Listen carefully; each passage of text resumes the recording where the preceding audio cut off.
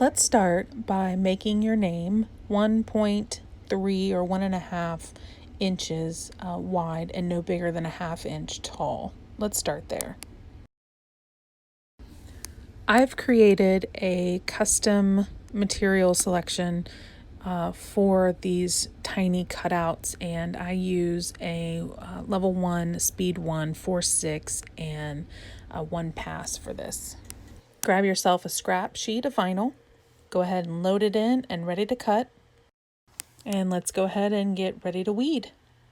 Now I use an extra little box to cut out the vinyl around it so I don't have to waste a whole sheet of vinyl. It's a clever little thing.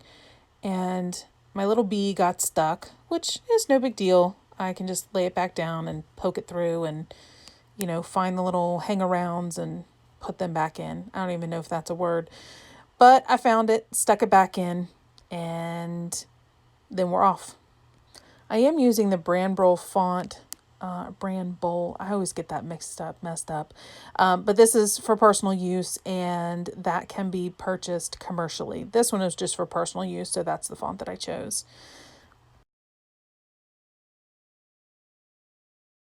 After I'm done weeding, I like to go ahead and cut out the area that I'll be using. You can reverse weed this. You can Google that. I won't go into that in this video.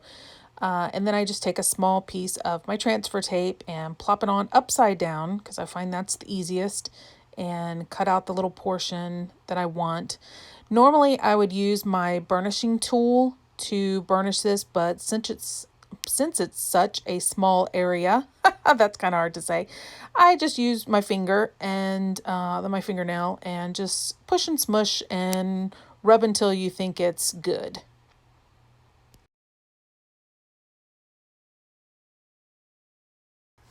Once that's done, you want to get you some rubbing alcohol. This is from the Dollar Tree, the dollar store, and it's 50%. You don't want to use full, super mega strength, because it will take off all the varnish that's already on the bat itself.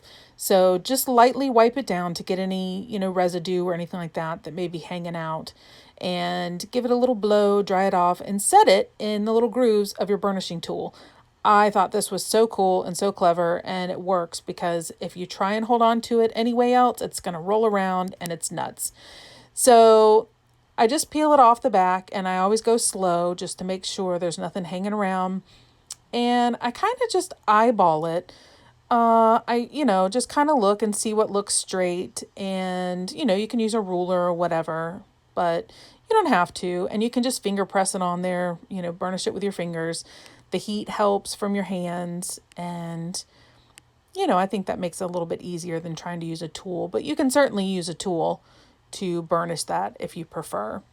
And I always like to take my vinyl off, or I'm sorry, the transfer tape off at a 90-degree angle, and this helps the vinyl to stick to whatever surface you're using. So you can use this method any way, shape, or form. But just peel slowly, and once everything is off, or once the transfer tape is off and the design is on, I just like to give it one more smush around just to make sure that everything is adhered, and over time it will continue to adhere and be strong. And that's it. Super simple. Good luck.